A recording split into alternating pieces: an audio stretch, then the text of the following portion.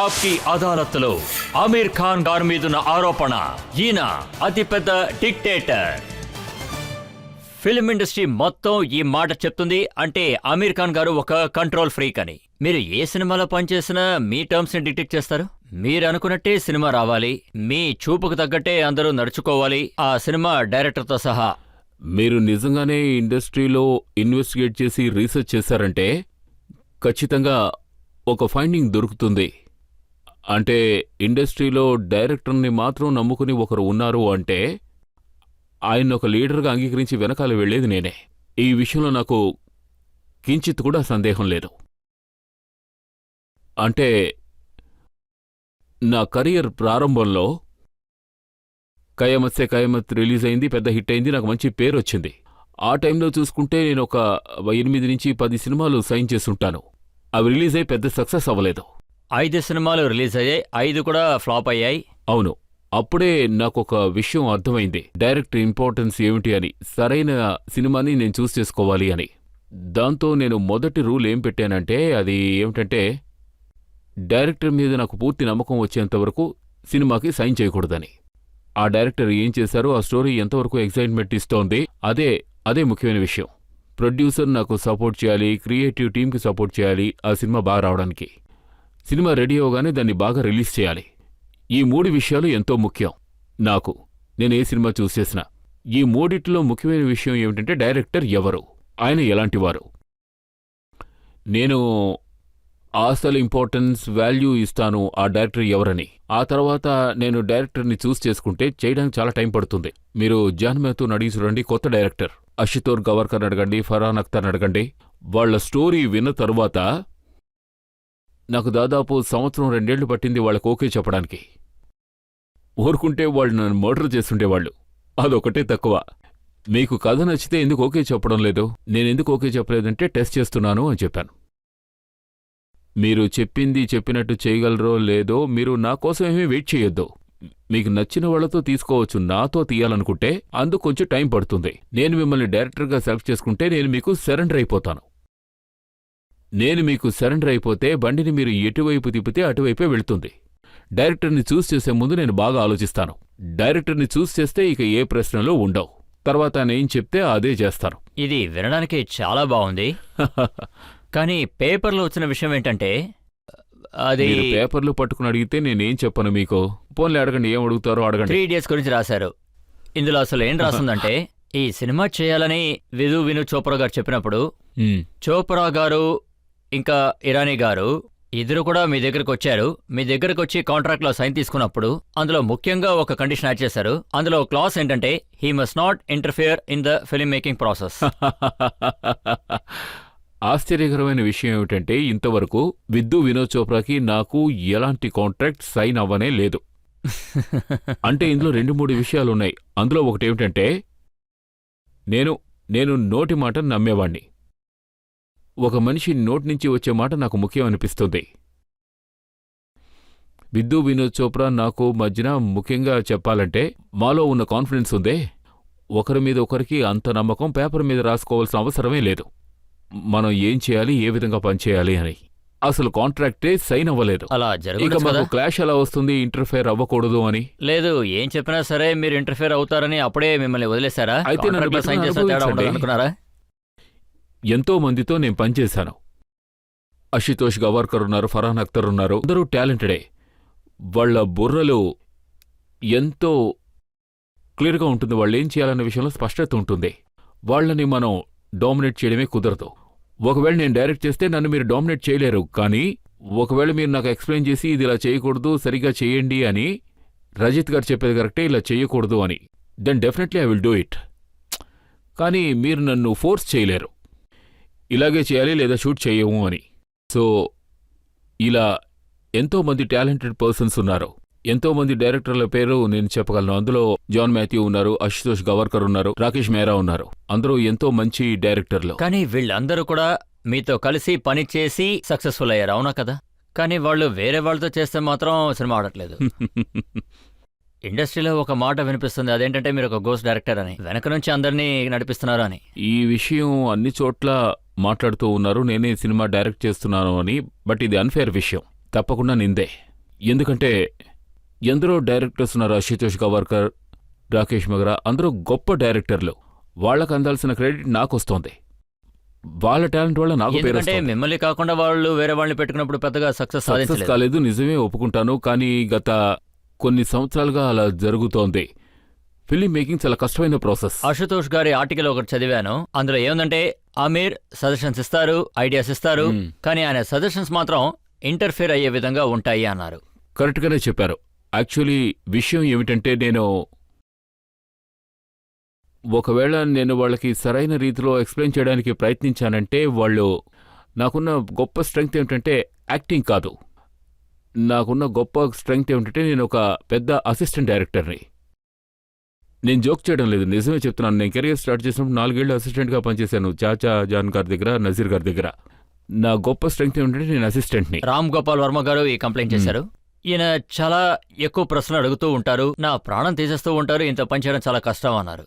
Actually రామ్తో నేను work చేయలేదంటే అందుకంటే సంతోషం నాకు ఇంకేదీ ఉండదు. ఆయన నాతో పని చేయకపోవడం నాకు చాలా సంతోషం. కానీ ఒక సినిమా గురించి అందరూ అసలు ఏం మాట్లాడుకుంటున్నారంటే, మీరు పనిచేసే చోట ఆ డైరెక్టర్ ముందు మీ గొంతు అసలు బయటికి రావట్లేదు, సజెషన్స్ ఇవ్వట్లేదు, ఆయన ఏం చెప్తే మీరు వచ్చేస్తారు. ఎవరో గెస్ట్ చేయగలరా? ఇప్పుడు జరుగుతోందా? అవును. అయితే అది నా వైఫ్ సినిమా అయి ఉంటుంది.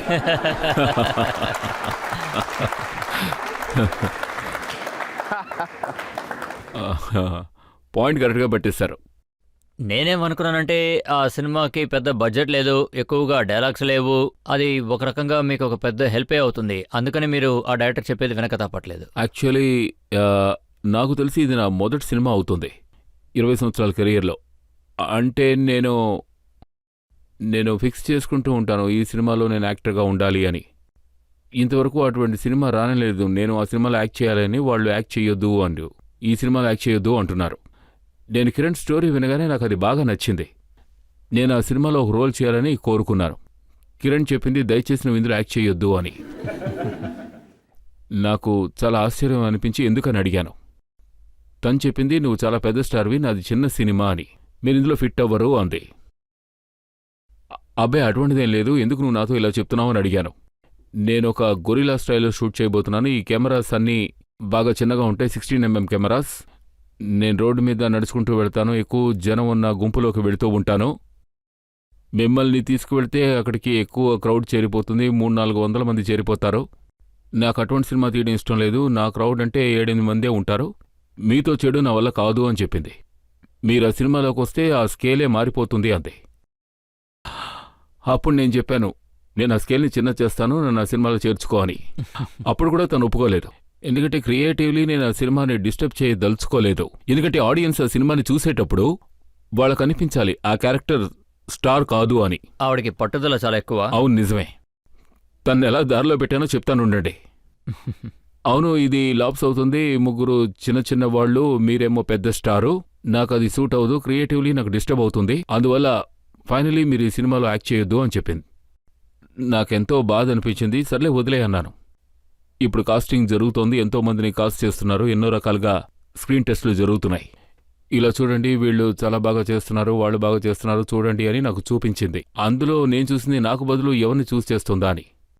ఒక రకంగా నాకు బాధగానూ అనిపించింది. తర్వాత నేను రోజు చెప్పాను, కిరణ్ మనం ఓ పని చేద్దాం. ఎందుకంటే అప్పుడు తను ఎంతో మందిని చూస్ చేస్తుంది, అందులో కొందరు నాకు కరెక్ట్ కాదనిపించింది, ఇంకా బెటర్గా ఉండాలనుకున్నారు. నేను చెప్పాను కిరణ్తో, మనం ఒక పని చేద్దాం, నీ సినిమాకి నేను స్క్రీన్ టెస్ట్ ఇస్తాను. నేను సినిమాలో చేయాలని కాదు, నువ్వు స్ట్రిక్ట్గా చెప్పేశావు కదా నేను ఈ సినిమాలో చేయడానికి వీల్లేదు అని. నేను ఆ విషయం ఒప్పుకుంటాను, నేను ఆ సినిమాలో లేను. కానీ నాతో స్క్రీన్ టెస్ట్ చేస్తే నీకొక ఐడియా వస్తుంది ఈ క్యారెక్టర్తో నువ్వేమేం చెయ్యొచ్చు అని. పాసిబిలిటీస్ ఏమున్నాయి, అందులోకి ఏ యాక్టర్ వచ్చినా నీకు క్లియర్గా ఉంటుంది యాజ్ ఎ డైరెక్టర్, ఈ క్యారెక్టర్ని ఎలా డిజైన్ చేసుకోవచ్చు అని. స్క్రీన్ మీద నాతో ఓ స్క్రీన్ టెస్ట్ చేసుకో, not to take me in the film, సినిమాలో పెట్టుకోవద్దు, జస్ట్ ఒక ఎక్స్పీరియన్స్ వస్తుంది నీకేం చేయాలన్న విషయంలో. తను ఆలోచించి సరే చేద్దామంది. అప్పుడు గజనీ షూటింగ్ జరుగుతుంది హైదరాబాద్లో. తను అక్కడికి రమ్మన్నాను.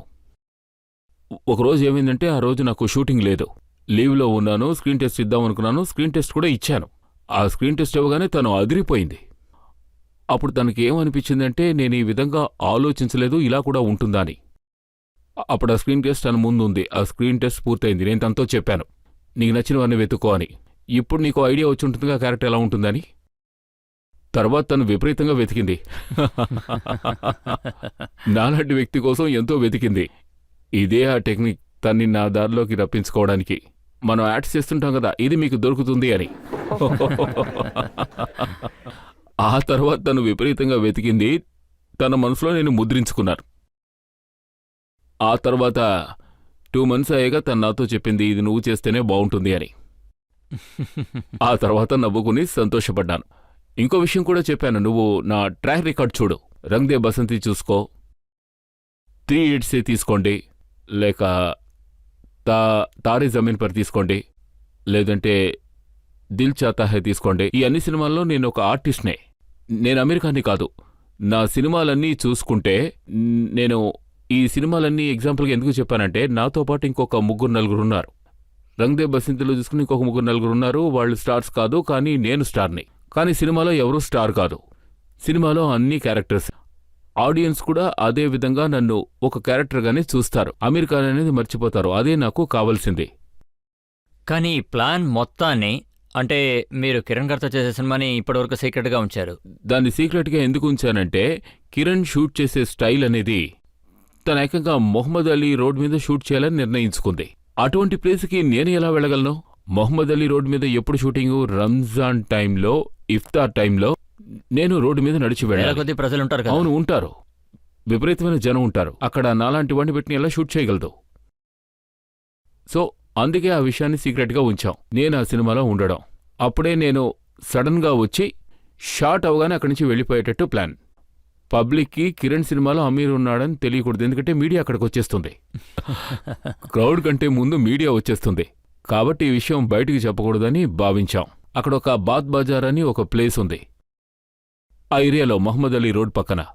అక్కడ ఎప్పుడూ విపరీతమైన జనం ఉంటారు. క్యారెక్టర్ అక్కడ స్టే చేస్తున్నట్టు.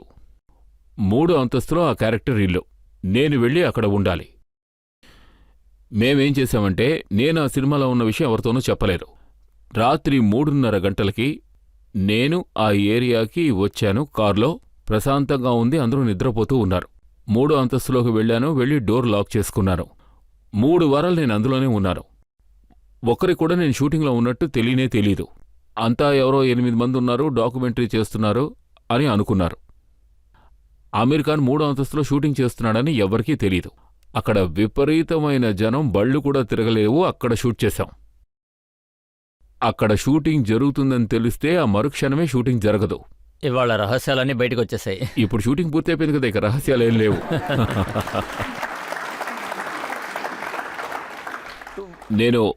నేను బాగా ఎంజాయ్ చేశాను, ఎందుకంటే 3 వారాలు అక్కడే ఉన్నాను. అండ్ షూటింగ్ లేకపోయినా నేను అక్కడే ఉన్నాను. అక్కడ ఒక రూమ్ ఉంది, ఒక బాత్రూమ్ ఉంది. మరి డైరెక్టర్? నా మీటింగ్స్ అన్నీ ఎంతో ఎంటర్టైన్మెంట్గా ఉంటాయి. నాకు ఎన్నో మీటింగ్స్ ఉండేవి.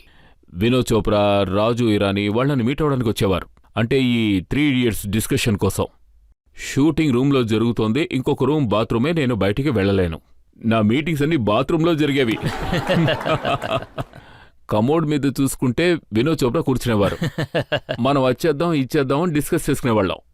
ఈ విషయం పబ్లిక్ అస్సలు తెలీదు. డైరెక్టర్ మిమ్మల్ని అప్పుడప్పుడు తిడుతూ ఉంటారనుకుంటాను. అవును, కిరణ్ కూడా తిట్టేది, ఎందుకంటే తను కూడా డైరెక్టరే కదా. ఆర్టిస్ట్ పని డైరెక్టర్ దగ్గర తిట్లు తినడమే కదా. తనతో కలిసి పనిచేయడం నాకు చాలా సంతోషం. నాకు తెలిసి as a director she is very clear. And తనలో అన్ని క్వాలిటీసు ఉన్నాయి. ఎక్కువగా నేను చెప్పను. ఆ సినిమా చూసి జనం నచ్చితే అప్పుడు దాని గురించి మాట్లాడొచ్చు.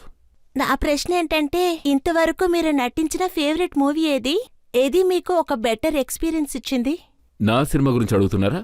అవును లేదంటే సార్. అగో మిగతా వాళ్ళ సినిమాలు మీకు నచ్చవు కదా. అటువంటిదేం లేదు. లేదు, అటువంటిదేమీ లేదు. నేనిప్పుడు మీకు చెప్పాలి. గత కొన్ని సంవత్సరాలు నాకు బాగా నచ్చిన సినిమా ఏమిటంటే, నాకు మున్నాబాయ్ ఎంబీబీఎస్ బాగా నచ్చింది. మున్నాబాయ్ లగే రహా కూడా బాగా నచ్చింది. చాలా మంచి సినిమా. 2 సినిమాలు నేను చూడలేకపోయాను. కాసేపటి క్రితం నేను మీతో చెప్పాను కదా, జబ్ వీ మెట్. నేను ఆ సినిమా చూడాలనుకుంటున్నాను, ఎందుకంటే అందరూ అభినందించారు. And Wednesday. సో ఇటువంటి చాలా మంచి సినిమాలున్నాయి. సారీ, మీ ప్రశ్న ఏమిటి? వాళ్ళు ఏమడిగారంటే మీరు నటించిన దాంట్లో మీకు నచ్చిన ఆ, సినిమా ఏంటి? నాకు తెలియడం లేదు. ఈ ప్రశ్న ఇప్పటి వరకు ఎంతో మంది అడిగారు, నాకు సమాధానం తెలియడం లేదు. మీకు నా సినిమాల్లో ఏది బాగా ఇష్టం? తారే జమీన్ పర్. తారే జమీన్ పర్. అయితే అది నా ఫేవరెట్ సినిమా. నాకు ఒక విషయం చెప్పండి, మీ సినిమా రిలీజ్ అయ్యేటప్పుడు ఒకవేళ ఆ సినిమా హిట్ అయితే మీరు ఏడుస్తారు, అది ఫ్లాప్ అయినా కూడా మీరు ఏడుస్తారు. అవును, ఏడుస్తాను. అది నిజమే. కారణం ఏంటి? ఎందుకంటే నేను బాగా ఎమోషనల్ వ్యక్తిని. నాకు త్వరగా ఏడుపు వచ్చేస్తుంది. మీరు చెప్తే నమ్మరు, నేను ముంబై నుంచి దూరంగా ఒక 4-5 వారాలు ఉన్నానంటే నేను బాగా మిస్ అయిపోయి హోమ్సిక్ అయిపోతాను. పిల్లల్ని మిస్ అవుతాను. నేను నా హోటల్ రూమ్లో టీవీ చూస్తూ ఉంటే ఒకసారి యాడ్స్ చూసి ఏడుస్తూ ఉంటాను. యాడ్స్లో పిల్లలుంటే వాళ్ళని చూసి ఏడుపు వస్తుంది. మీరు బాధపడి ఏడ్చేలోపు నేను ఒక బ్రేక్ తీసుకుంటాను. బ్రేక్.